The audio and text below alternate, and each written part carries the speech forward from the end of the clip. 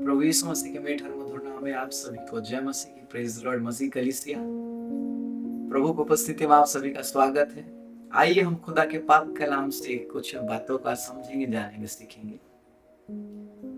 मैं आप लोगों के मध्य में पढ़ रहा हूँ पहला शमूएल उसका 2 अध्याय, उसका 8वां वचन। खुदा का पाक कलाम यहाँ इस प्रकार कहता है, वह कंगाल को धूली में से उठाता और दरिद्र को घोरे में से निकाल खड़ा करता है, ताकि उनको अधिपतियों के संग बैठाए और महिमायुक्त सिंहासन के अधिकारी बनाए, क्योंकि पृथ्वी के खंबे यहोवा के हैं और उसने उन पर जगत को धरा है। ये वचन को हम बहुत विस्तार से नहीं, शॉर्टकट में समझेंगे।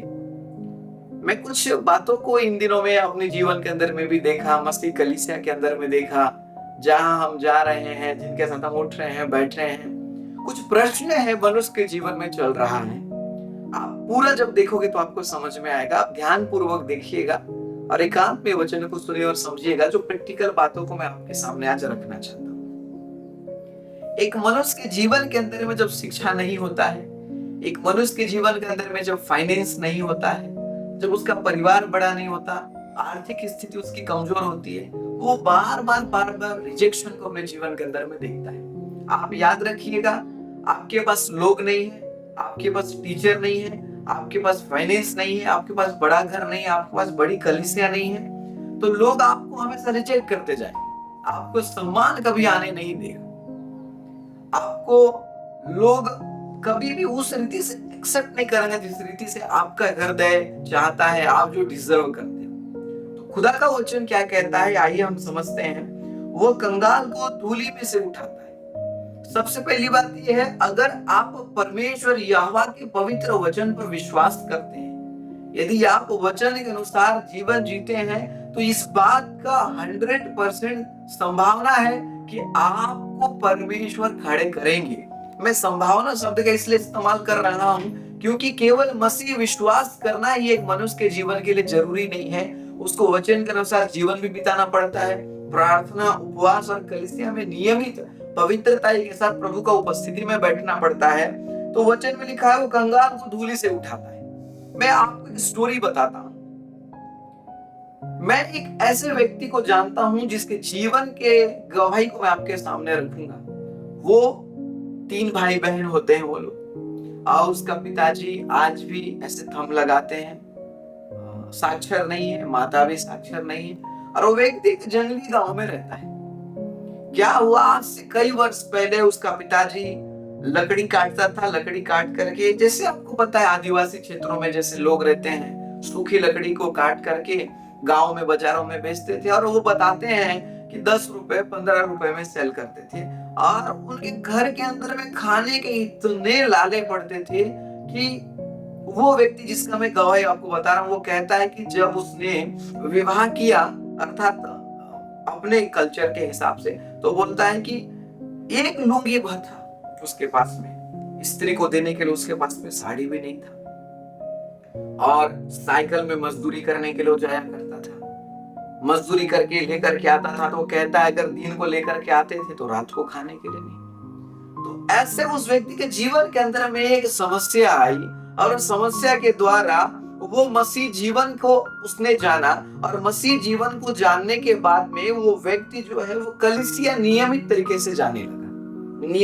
से जाने लगा, प्रार्थना करने लगा, परमेश्वर का अनुग्रह उसके जीवन के अंदर में काम किया, प्रभु का अनुग्रह उसके जीवन के अंदर काम किया। तो उसने एक बाइक खरीदा, और इस बीच में उसको बच्चे हुए, उसका परिवार 2 से 5 हो गया।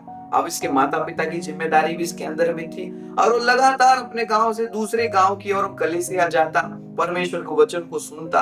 वो व्यक्ति को पढ़ने नहीं आता क्योंकि माता पिता साक्षर थे नहीं, तो बच्चे भी अनपढ़ हो गए, और ये मजदूरी करके जीवन जीने लगा। और एक दिन वो व्यक्ति अपने चर्च के पासवान के पास आया और कहने लगा कि हमारे पास सर एक ही बाइक है, परिवार में 5 से 7 लोग हो चुके हैं, अभी हमको चर्च आने के लिए तकलीफ हो रहा है, हम क्या करें। तो वो व्यक्ति जो है अपने पासवान के साथ चर्चा करता है, वो बोलता है कि क्या सर मैं एक सेकंड हैंड गाड़ी खरीद लूं। तो पासवान उस व्यक्ति को ये जवाब देते हैं कि भैया जब आप सेकंड हैंड चीजों पर विश्वास कर रहे हो तो आप तो नए चीजों में भी विश्वास कर सकते हो। तो वो कहता है मैं अनपढ़ हूं, मेरे पास पैसे नहीं है, मैं कहां से पैसा लाऊंगा? तो पासवान उसको उत्तर देते हैं कि लाना तुझे नहीं है, देने का काम परमेश्वर का है। तेरा काम कर्म करना है, तेरा काम मेहनत करना है, तेरा काम विश्वास करना है। तो बोलता है मैं अनपढ़ व्यक्ति को भी नया गाड़ी मिल सकता है। पासवान ने बोला बिल्कुल मिल सकता है, क्यों नहीं मिल सकता? अगर तू परमेश्वर पर विश्वास करता है तो सब कुछ परमेश्वर रास्ता तैयार करता है। और ऐसा ही हुआ, उसके पेपर बने, बैंक में गए, लोन के लिए बात हुआ, लोन लेने के बाद में डाउन पेमेंट का इसने इंतजाम किया और फाइनली वो व्यक्ति जो है वो एक नए कार को खरीद करके लाया। और वो आज उस कलीसिया के अंदर में वो व्यक्ति कार से यात्रा करता है, वो आज भी मजदूरी करता है। मैं आपको एक बात कहना चाहता हूँ, खुदा का वचन कहता है वो कंगाल को धूले से उठाता है। आज आपके पास एजुकेशन नहीं है, आज आपके पास क्वालिफिकेशन नहीं, आज आपके पास पॉलिटिकल सपोर्ट नहीं, आज आपके पास कलीसिया का सपोर्ट नहीं, आज आपके पास आपके परिवार का सपोर्ट नहीं। याद रखना, एक सपोर्ट आपके पास आज भी है, वो है सर्वशक्तिमान परमेश्वर यहोवा। आज यदि आप दर्शन देखते हैं, यदि आज आप स्वप्न देखते हैं, यदि आप परमेश्वर पर आज विश्वास करते हैं, आपका परमेश्वर सब कुछ कर सकता है। आप अनपढ़ है, आप अपने बच्चों को फॉरेन में पढ़ाना चाहते हो, विदेश में पढ़ाना चाहते, प्रभु कर सकता है। आप अनपढ़ हैं, आज खुदा के सुसमाचार को फैलाना चाहते, परमेश्वर कर सकता है। सुसमाचार फैलाने के लिए केवल स्टडी करना जरूरी नहीं, आप एक बहुत अच्छे प्रार्थना योद्धा भी हो सकते हैं, आप एक बहुत अच्छे गायक भी हो सकते हो। तो खुदा का कलाम क्या कहता है, वो कंगालों को उठाता है। आज से आप अपने जीवन के अंदर में नकारात्मक बोलना बंद कर दीजिए। हन्ना अपने जीवन के अंदर उसने बहुत रिजेक्शन को पाया। एल्काना उसको खुश करने के लिए कई प्रकार के गिफ्ट को देते थे, लेकिन नहीं, उसने डिसीजन लिया कि नहीं, मैं मंदिर के अंदर में जाऊंगी और मैं परमेश्वर के सामने पुकारूंगी। और जैसे मंदिर के अंदर में गई, वो खुदा के सामने पुकारने लगी और परमेश्वर ने उसके याजक एली को भेजा और एली ने उसे ब्लेस किया और हन्ना को परमेश्वर ने संतान की आशीष को दिया। और हन्ना ये बात को कहती है, ये बात केवल पुराने आयतों में लागू नहीं होता मेरे प्रियो। एक लकड़ी काटने वाला, एक मजदूरी करने वाला व्यक्ति अगर गाड़ी में घूम सकता है तो परमेश्वर आपको भी खड़े कर सकते हैं। याद रखिएगा, खुदावन क्या कहता है, दरिद्र को घूरे में से निकाल खड़ा करता है। हो सकता है आज आपका स्टेटस नहीं है, हो सकता है आज आपको प्रोफाइल नहीं है, हो सकता है समाज में आपका कोई बहुत बड़ा अस्तित्व नहीं है, लेकिन याद रखना परमेश्वर दरिद्रों को उठाता है।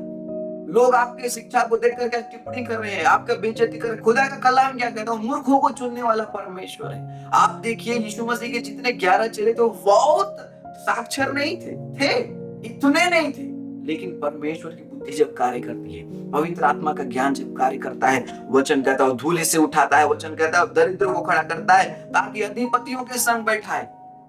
मेरे प्रियो, आज वो व्यक्ति अनपढ़ है, बोलता है भैया मैं बहुत आनंदित रहता हूं। मैंने बोला क्यों? देखो ना, पहले मैं कहाँ साइकिल पैडल मार मार के जाता था, आज बड़े बड़े अमीर लोग गाड़ी का सर्विसिंग कराने जा रहते हैं और मेरा कार वहां खड़ा रहता है। मेरे प्रियो, वचन कहता अधिपतियों के संग बैठाने वाला परमेश्वर है।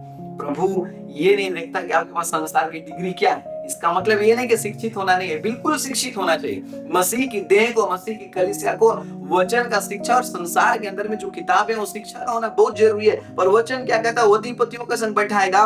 वचन कहता है महिमा युक्त सिंहासन का अधिकारी बनाएगा। वो अधिकारी बनाने वाला परमेश्वर है, वो राजा बनाने वाला परमेश्वर है। आज आप अपने आप को तुच्छ नहीं समझो, क्योंकि वो प्रभु यीशु हमारे लिए क्रूस पर चढ़ाया गया ताकि लोग तुच्छ न जाने जाए। हमारा यीशु आपके और मेरे लिए तुच्छ बना। मेरे प्रियो, वचन कहता है क्योंकि पृथ्वी के खंबे यहोवा के हैं और उसने उन पर जगत को धरा है। आज परमेश्वर आपको और मुझे मसीह की कलीसिया के खंबा बनाना चाहता है।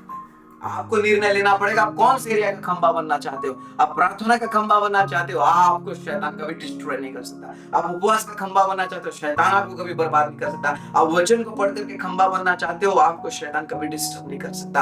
आज निर्णय आपका है। आप रिजेक्शन में जाना चाहते हैं कि धूले से उठ करके खुदा के राज्य में खड़े होना चाहते हैं, मसीह यीशु के नाम में मैं आपको बोलना चाहता हूँ, वो सर्वशक्तिमान परमेश्वर सब कुछ कर सकता है जो आप डिजर्व करते हैं। मेरे प्रियो, बस शर्त ये है कि आपको परमेश्वर के पवित्र वचन के अनुसार जीवन जीना पड़ेगा। यदि आपके अंदर वचन है, परमेश्वर आपको आदर करेगा, प्रभु आपको खड़ा करेगा। जैसे वो व्यक्ति के हमने गवाही को जाना कि कैसे वो व्यक्ति, साइकिल चलाने वाला व्यक्ति, पैदल चलने वाला व्यक्ति आज गाड़ी में घूम रहा है, वैसा परमेश्वर आपको स्थिर कर सकता है। न केवल शारीरिक जीवन में, संसारिक जीवन में, वरन आत्मिक जीवन में भी प्रभु आपको खड़े करेंगे। परमेश्वर के साथ बने रहे। खुदा बाप ये पवित्र वचन के द्वारा आप सभी को ब्लेस करे।